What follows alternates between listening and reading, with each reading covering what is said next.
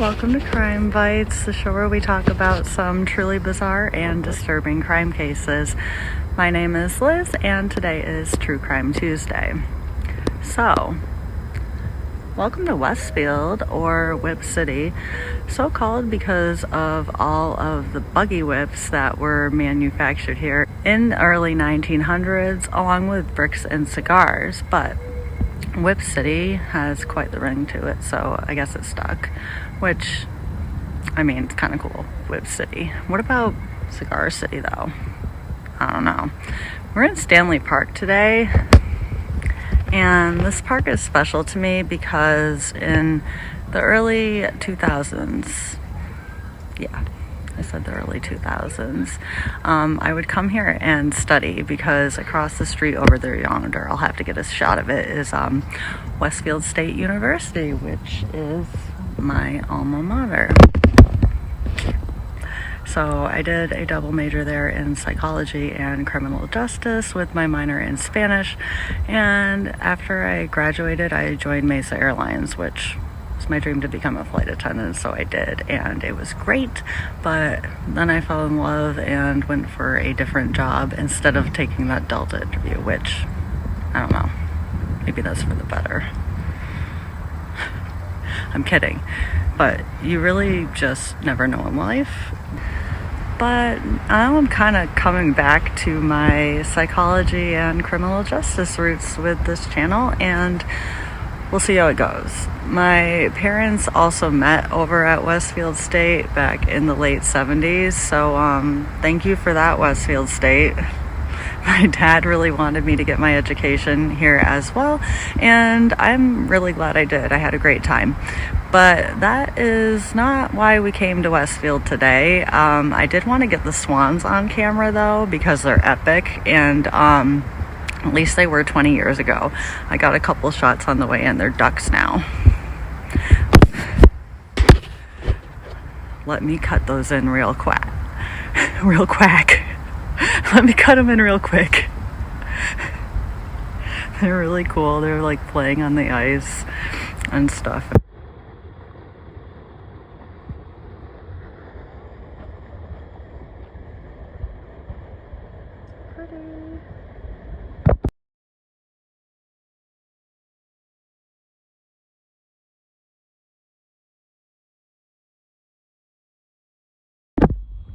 Hey, buddy.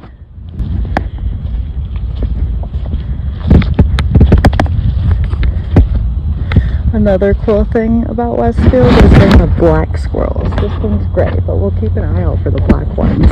I'm totally rediscovering this park. It's really cool. And get lost. I forgot, I don't know if these pagodas were here like 20 years ago either, but they're pretty cool too, and it's all icy, but it's nice to come back. It kind of, I don't know, did any of you ever go to somewhere you haven't been in like ages, and it brings back all these memories? Because I'm about to drive downtown in a minute to film the second part of this, but let's get into it. Now that I've kind of shown you a little bit and told you about some of my fonder memories here in Westfield, we are going to talk about something terrible that happened here in the years that were in between when me and my parents spent time living in this city.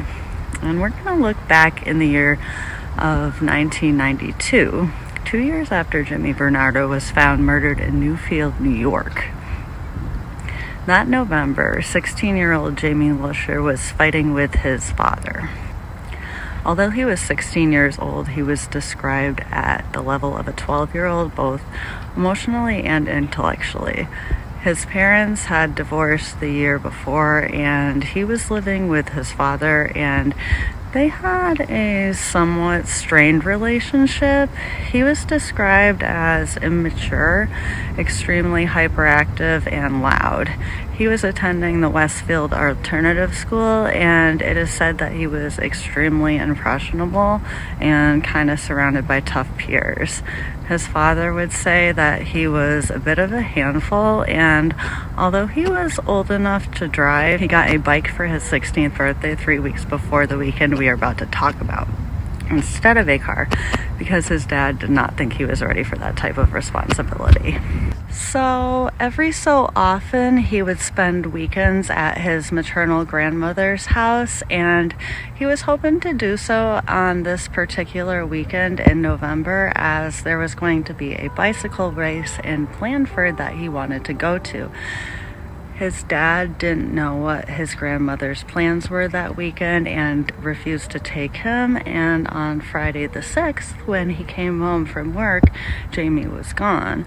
He assumed that he just took off and went to his grandmother's house, so he didn't worry about it too much, and he decided to just cool off and let Jaime cool off there. So he went there Sunday to pick up Jaime for the bike race, and his former mother-in-law told him that Jaime had never been there, and he was shocked by this news and started to worry, but then decided to go to the bike race and look for him there. I mean, maybe he took off and stayed at a friend's house instead, but Jaime wasn't there and no one had seen him there. So that evening he went to the police to formally report his son missing. The family went back and forth with each other and the Westfield police. They wanted to kind of handle it themselves, but at the same time, they also wanted help. At first, the police thought that he ran away, and we're going to head over across town for the next part here. Criminal Justice Building. Back in my day, anyways, it was the Criminal Justice Building at Westfield State College, now Westfield State University. All right. I drove across town and we're about to have a full back in my day moment because holy moly. So first of all, can I say people in Massachusetts can't drive? Is that polite to say? Because I am a person in Massachusetts and I guess I take responsibility as well, but if it's possible, I thought the roads were bad here 20 years ago. Wow. But on a positive note, I made it. And I used to deliver pizzas while I was at college here. And yeah, wow, times have changed. The shop I saw on Facebook that they closed down. Shout out to, well, former Elm Pizza.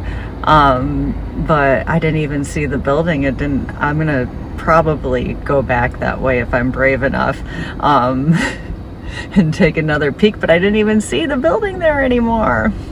But anyways, shout out to Friendly's as well, because that's why we came across town.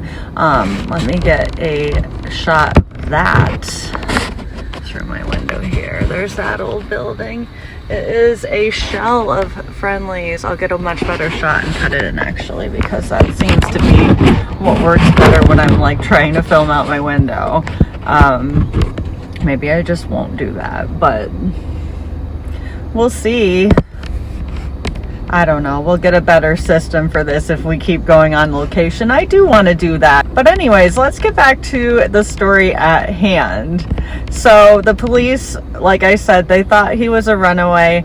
At first, they thought he was making an 11-mile bike trip to his grandmother's house. And then they got a tip from a senior at his school who would say that she served him dinner that evening at that Friendly's over there. But then 4 days after he was reported missing, his bike was found by a hunter in the pond at the end of a dead-end road. And at this point, a more extensive search would begin, and they would start to look at it more as a missing persons case than a runaway. Jaime's parents would go to a psychic who would tell them that Jaime was abducted, and Jaime's mom would attempt to get his case featured on Unsolved Mysteries. But ultimately the case would go cold, and there would be reported sightings of a van that was identical to the van that Lewis Lent bought after he got rid of the van that he used to transport Jimmy Bernardo. It was a rather distinct van, a dirty white or gray van with a distinctive blue stripe along the side, and one witness gave a detailed description because he saw it a few times and he thought it was unlike any other Ford van resembling that model. We will come to find out Mr. Louie Boy used to modify his vans, doing all sorts of cool things, like Jimmy rigging his brake lights so that he could switch them off when he was prowling for children, which is so creepy. Anyhow, during that time, Lewis was working over in Holyoke, which is a few towns down, as a courier, but his case would end up going cold again until Lewis Lent was brought in for another attempted kidnapping charge. The Pittsfield police did make a connection with Jimmy Bernardo's case. As you can see, there were some very clear similarities, but it wasn't until Lewis Lent was brought into custody that the two cases would be more officially linked. But for the next part of our story, we're going to head to Greenwater Pond in Beckett.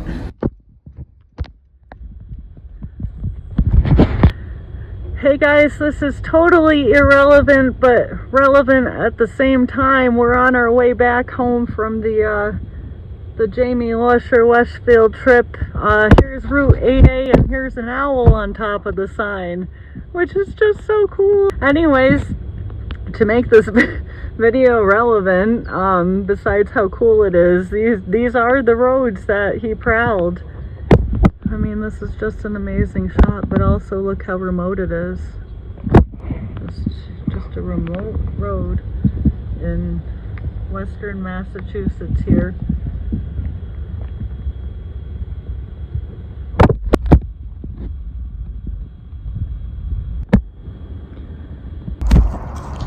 Welcome back, everyone. Here we are at Greenwater Pond. Let me pan here.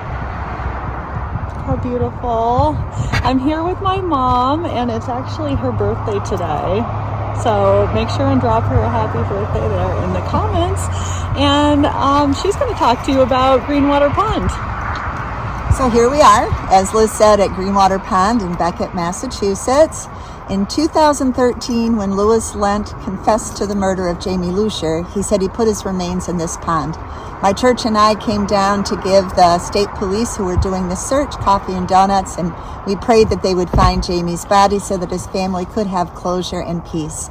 They did not find his body at that time, but his family regards this as his final resting place. I was raising my children during this time of Lewis Lent, and we were all very concerned and being very careful with our children because we knew that there was someone out there doing these terrible things. We would walk through the mall and see posters about first Jaime's bike and then about a white van, and he was walking among us at that time. Scary. It's so scary to think about. So thank you for sharing how it affected you. And again, here's Greenwater Pond, and we're going to go back and go in a little more into Lewis's confession about Jaime Lusher. Welcome back, guys. So after Lewis Lent was already in police custody, he had already admitted to killing Jimmy Bernardo and another little girl who we will talk about next week. He admitted to killing Jaime Lusher. He was originally linked to the murder because the MO was so similar to the other two crimes, but he would actually confess in July of 2013, over 10 years after the crime was actually committed.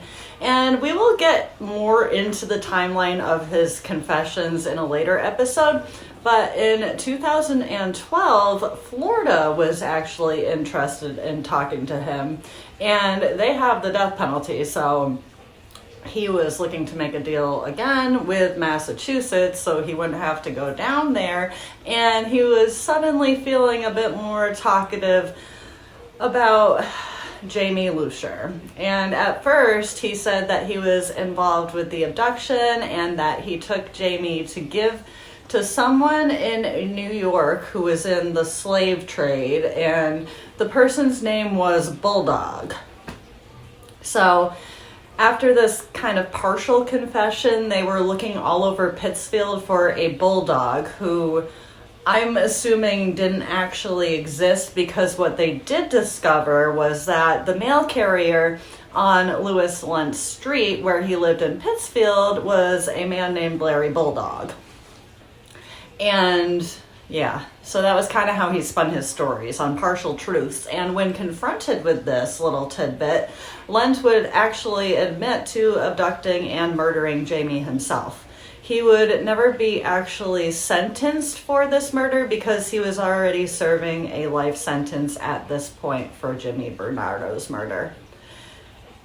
But he would take the police out with him and tell him things that only they and the killer would know, or somebody else with that inside information. He did bring them to the smaller pond in Blandford where Jamie's bike was found, which at that time was not public information. They only knew it was found in a small pond. But after that, he would kind of start going off course, which would become his MO when he was out showing the police where he did certain things. We will get more into that as well, because he did that in the case we're going to talk about next week. He would start by giving the police information so that they would know that he was in fact responsible, but then he would go off and either attempt to mislead them, or I'm pretty sure it's that. There's other things, I think, but according to Captain McCabe, who was the one who took him out this time, he stayed pretty much on point for the first half hour, and then he got a little creative. He realized basically Lent gave them exactly enough information to satisfy what he told them he would give them, and then he refused to do any more. But instead of just outright refusing to do more, he kind of did stuff to kill time or mislead them, or maybe even go visit somewhere he wanted to see on the outside. It was, who knows exactly, but he didn't just outright refuse, which is what brought them to Greenwater Pond. And the New York and state police, as well as a professional dive team, would comb the whole pond and they would find nothing. After which Captain McCabe would explain that the idea was, in his opinion, nonsensical. He would state they didn't find a body, and on top of this, the time, the weather, and the lack of the currents just didn't match, so it just was not adding up. And again, they didn't find a body. And to this day, Lewis Lent has never given up the actual location of Jaime Lusher's body, which is, it's really just so terrible. Anyways, Scoot's here. And Scoot's real fact today is going to be: cherish the people you love and do something kind for them while you can. Ooh, sorry, buddy. Hey, you!